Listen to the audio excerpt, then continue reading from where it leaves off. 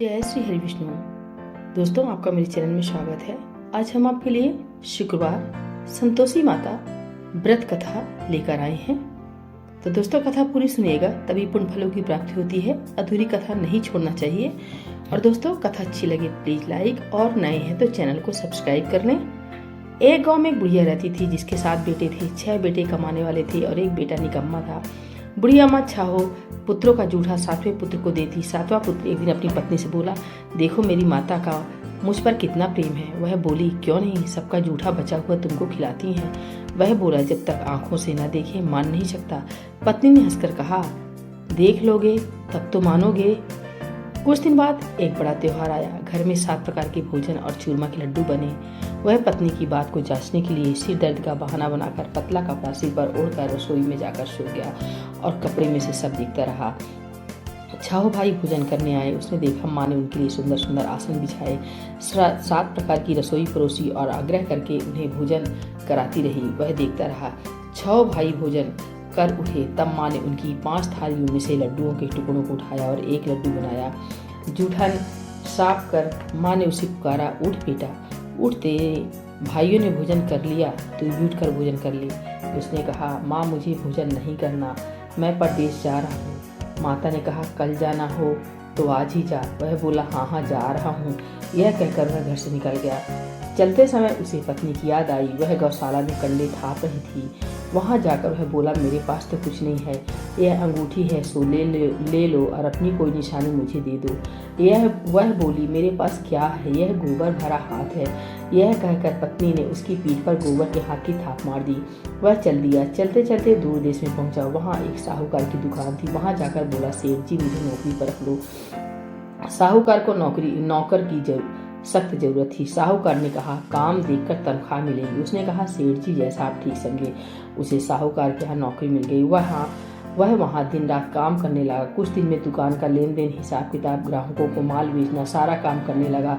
साहूकार के 7-8 नौकर थे। वे सब चक्कर खाने लगे, लेकिन उसने अपनी लगन, परिश्रम और ईमानदारी से सभी को पीछे छोड़ दिया। उसे अपने किए का फल मिला। सेठ ने भी उसका काम देखा और 3 महीने में ही उसे मुनाफे में साझेदार बना लिया। परिश्रम करते करते 12 वर्ष में ही वह नगर का नामी सेठ बन गया और सेठ अपना सारा कारोबार उस पर छोड़कर बाहर चला गया।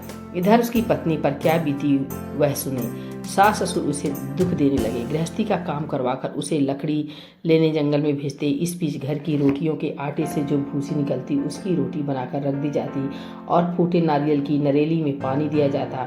इस तरह दिन बीतते रहे। एक दिन वह जब जंगल में लकड़ी लेने जा रही थी, तब उसे रास्ते में बहुत सी स्त्रियां संतोषी माता का व्रत करती दिखाई दी।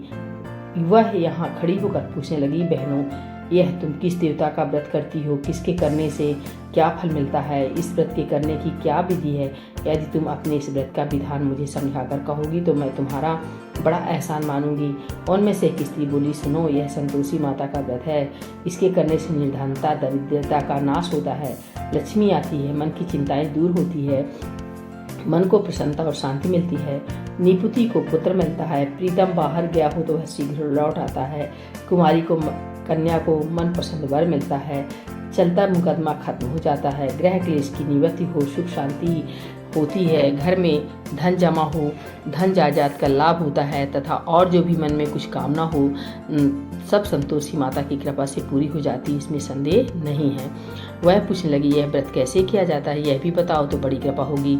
वह स्त्री कहने लगी, बिना परेशानी, श्रद्धा और प्रेम से जितना भी बन सके प्रसाद लेना। 5.25 पैसे से 5.25 आने तक, इससे भी ज़्यादा शक्ति और भक्ति के अनुसार गुड़ और चना लें।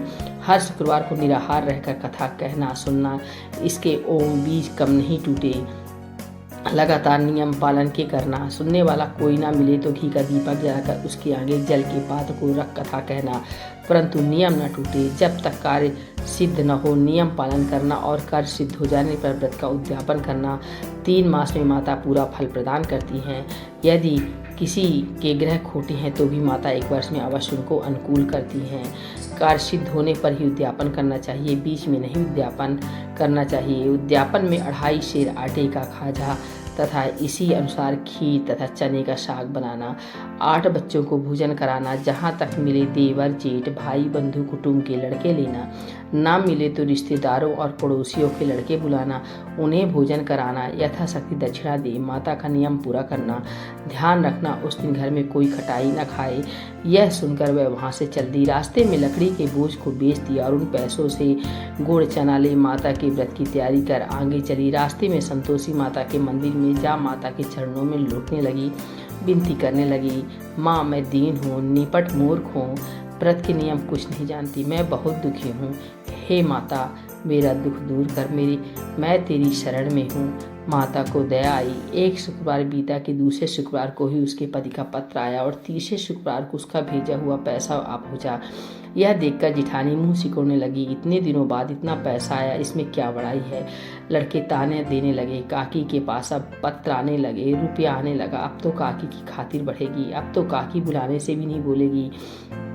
बेचारी सरलता से कहती, भैया पत्र आए, रुपया आए तो हम सबके लिए अच्छा है। ऐसा कहकर आंखों में आंसू भरकर संतोषी माता के मंदिर में जा मातेश्वरी के चरणों में गिरकर रोने लगी। माँ मैंने तुमसे पैसा नहीं मांगा, मुझे पैसे से क्या काम है, मुझे तो अपने सुहाग से काम है, मैं तो अपने स्वामी के दर्शन और सेवा मांगती हूँ। तब माता ने प्रसन्न होकर कहा, जा बेटी तेरा स्वामी जल्दी ही आएगा। यह सुन खुशी से बावली हो वह घर आकर काम करने लगी। संतोषी माँ विचार करने लगी, इस भोली पुत्री से मैंने कह तो दिया कि तेरा पति शीघ्र आएगा, पर आएगा कहाँ से, वह तो इसे सपने में भी याद नहीं करता, उसे इसकी याद दिलाने तो मुझे ही जाना पड़ेगा। संतोषी माता ने उस बुढ़िया के बेटे को सपने में समझाया, पुत्र तेरी घरवाली कष्ट उठा रही है। यह बोला, हाँ माता यह तो मुझे भी मालूम है, परंतु क्या करूँ, कहाँ वहाँ कैसे जाऊँ, परदेश की बात है, लेन देन का सारा हिसाब किताब है, कोई जाने का रास्ता नजर नहीं आता, आप ही कोई राह दिखाएं कि वहाँ कैसे जाऊँ। माँ कहने लगी, सवेरे नहा धोकर संतोषी माता का नाम ले, घी का दीपक जला, दंडवत कर और दुकान पर जा बैठना। देखते देखते तेरा लेन देन छुप जाएगा, जमा माल बिक जाएगा, सांझ होते होते धन का ढेर लग जाएगा। वह अगले दिन सुबह बहुत जल्दी उठा। उसने अपने मित्र बंधुओं परिचितों से सपने में माता द्वारा कही गई बात सुनाई। वे सब उसकी बात सुनकर उसकी खिल्ली उड़ाने लगे। वे कहने लगे, कहीं कभी सपने की बात भी सच्ची होती है। एक बूढ़ा व्यक्ति बहुत समझदार था, वह बोला, देखो भाई मेरी बात मानो, इस तरह साच या झूठ कहने के बदले देवता ने जैसा कहा वैसा ही करना, तेरा क्या जाता है। बूढ़े की बात मानकर नहा धोकर उसने संतोषी माता को प्रणाम किया, फिर घी का दीपक जलाकर दुकान पर जा बैठा। शाम तक धन का ढेर लग गया। वह हैरान हुआ, मन में संतोषी माता का नाम ले प्रसन्न हो घर जाने के वास्ते कपड़ा गहना व सामान खरीदने लगा। सब काम से निपट अपने घर को रवाना हुआ। उधर उसको पत्नी जंगल में लकड़ी लेने गई। लौटते वक्त थक जाने के कारण संतोषी माता के मंदिर पर विश्राम करने बैठ गई। यह तो उसका रोज रुकने का स्थान था। धूल उड़ती देख उसने माता से पूछा, हे माता धूल कैसे उड़ रही है। माँ ने कहा, हे पुत्री तेरे पति आ रहा है, अब तू ऐसा कर, लकड़ियों के 3 बोझ बना, एक नदी के किनारे रख, दूसरा मेरे मंदिर पर और तीसरा अपने सिर पर रखकर तेरे पति को लकड़ी का गट्ठा देखकर मोह पैदा होगा, यह वहाँ रुकेगा, नाश्ता पानी बना खाकर माँ से मिलने जाएगा। तू लकड़ी का बोझ उठाकर जाना और बीच चौक में गड्ढा डालकर 3 आवाज़ें जोर से लगाना, ओ लो सासू जी लकड़ियों का गट्ठा लो, भूसी की रोटी दो, नारियल के खोपड़े में पानी दो, आज कौन मेहमान आया है। संतोषी माँ की बात सुनकर वह बहुत अच्छा माँ कहकर प्रसन्न मन से लकड़ियों के 3 बोझ बना लाई। एक नदी के तट पर, दूसरा माता के मंदिर पर रखा। इतने में ही मुसाफिर वहाँ आ पहुँचा। सूखी लकड़ी देख उसको इच्छा हुई कि अब यही विश्राम कर ले और भोजन बनाकर खा पीकर गाँव चले। इस प्रकार भोजन कर विश्राम कर वह अपने गांव में आ गया। उसी समय बहुत सिर पर लकड़ी का गट्ठा लिए आई। उसने गट्ठा को आंगन में डाल जोर से 3 आवाज़ें दी, लो सासू जी लकड़ी का गट्ठा लो, भूसी की रोटी दो, नारियल के खोपर में पानी दो, आज कौन मेहमान आया है। यह सुनकर सास ने अपने दिए हुए कष्टों को भुलाने के लिए कहा, बहू तू ऐसा क्यों कहती है, तेरा मालिक ही तो आया है, बैठ मीठा भात खाकर कपड़े गहने पहन। पत्नी की आवाज़ सुनकर उसका स्वामी बाहर आया और उसके हाथ में पहनी अंगूठी देख व्याकुल हो गया। उसने माँ से पूछा, माया कौन है। माँ बोली, बेटा तेरी पत्नी है, आज 12 वर्ष हो गए हैं जब से तू गया, तब से सारे गाँव में जानवर की तरह भटकती फिरती है, काम काज कुछ नहीं करती, 4 समय आकर खा जाती है। अब मुझे देखकर भूसी की रोटी और नारियल के खोपरे में पानी मांगती है। बोला, माँ मैंने इसे भी देखा है और तुम्हें भी, मुझे दूसरे घर की चाबी दो, मैं उसमें रहूँगा। ठीक है बेटा, जैसी तेरी मर्जी, कहकर माँ ने चाबी का गुच्छा बेटी के सामने रख दिया। उसने दूसरे घर को खोलकर सारा सामान जमाया। एक ही दिन में वह राजा के महल जैसा ठाट बाट बन गया। अब क्या था, वह सुख भोगने लगी। अगला शुक्रवार उसने पति से कहा, मुझे संतोषी माता को उद्यापन करना है। पति बोला, बहुत अच्छा है, खुशी से कर लो। वह उद्यापन की तैयारी करने लगी। जेठ के लड़कों को भोजन के लिए कहने गई। उन्होंने मंजूर किया, परंतु पीछे से जेठानी ने अपने बच्चों को सिखला दिया, देखो रे, भोजन के समय सब लोग खटाई मांगना, जिससे उसका उद्यापन पूरा ना हो। लड़के भोजन करने आए, खीर पेट भर कर खाई, परंतु बात याद आती कहने लगे, हमें कुछ खटाई खाने को दो, खीर खाना हमें भात आनी है, देख अरुचि होती है। लड़के उठ खड़े हुए, बोले, पैसा लाओ। भोली बहू कुछ जानती ना थी, उसने उन्हें पैसे दे दिए। लड़कों ने बाजार जाकर उन पैसों से इमली खरीदी और खाई। यह देखकर बहू पर माता जी ने कोप किया। राजा के दूत उसके पद को पकड़ कर ले गए। अब सब मालूम हो जाएगा जब जेल की रोटी खाएगा। बहू से वचन सहन नहीं हुए। वह संतोषी माता के मंदिर में गई और कहने लगी, माता तुमने क्या किया? हंस आकर क्यों रुलाने लगी? माता बोली, पुत्र तूने मेरा व्रत भंग किया है, इतनी जल्दी सब बातें भुला दी। वह बोली, माता भूली तो नहीं हूँ ना, कुछ अपराध किया है, मुझको तो लड़कों ने भूल डाल दिया, मुझे क्षमा करो माँ। माँ बोली, ऐसी भूल भी कहीं होती है? वह बोली, अब कोई भूल नहीं होगी, अब बताओ मेरे पति कैसे आएंगे? माँ बोली, पुत्री जा, तेरा पति तुझे रास्ते में ही आता मिलेगा। वह मंदिर से निकलकर बाहर आई तो रास्ते में से अपना पति आता हुआ मिला। उसने पूछा, कहाँ गए थे? वह बोला, इतना धन जो कमाया है उसका कर राजा ने मांगा तो वह भरने गया था। वह प्रसन्न होकर बोली, भला हुआ, आप घर चलो। फिर अगला शुक्रवार आया। वह बोली, मुझे माता को उद्यापन करना है। पत्नी कहा, ठीक है, करो। वह फिर जेठ के लड़कों से भोजन को कहने गई। जेठानी ने लड़कों को सिखा दिया कि तुम पहले ही खटाई मांगना। लड़के भोजन करने बैठे, लेकिन भोजन करने से पहले ही कहने लगे, हमें खीर पूरी नहीं भाती, जी बिगड़ता है, कुछ खटाई खाने को दो। वह बोली, खटाई खाने को नहीं मिलेगी, खाना हो तो खाओ। उनके उठकर चले जाने पर उसने ब्राह्मणों के लड़के बुलाकर भोजन करवाया। दक्षिणा की जगह उन्हें एक एक फल दिया। इससे संतोषी माता प्रसन्न हो गई। माता की कृपा से 9 माह बाद उसको चंद्रमा के समान एक सुंदर पुत्र प्राप्त हुआ। पुत्र को लेकर वह प्रतिदिन संतोषी माता के मंदिर में जाने लगी। माँ ने सोचा कि रोज आती है, आज क्यों ना मैं ही इसके घर चलूँ, इसका आशा देखूँ तो सही।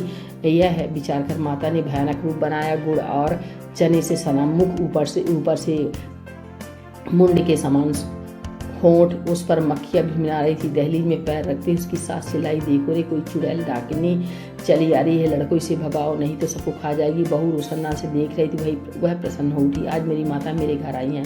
यह कहकर दूध पीते बच्चे को गोद उतार दिया। इस पर उसको सास क्रोध में भरकर बोली, अरे राण, इसे देख कर कैसी उतावली हुई है जो बच्चे को पटक दिया। इतने में माँ के प्रताप से जहाँ देखो वहाँ लड़के नजर आने लगे। वह बोली, माँ जी, मैं जिनका व्रत करती हूँ यह वही संतोषी माता है। इतना कह उसने झट से घर के सारे किवाड़ खोल दिए।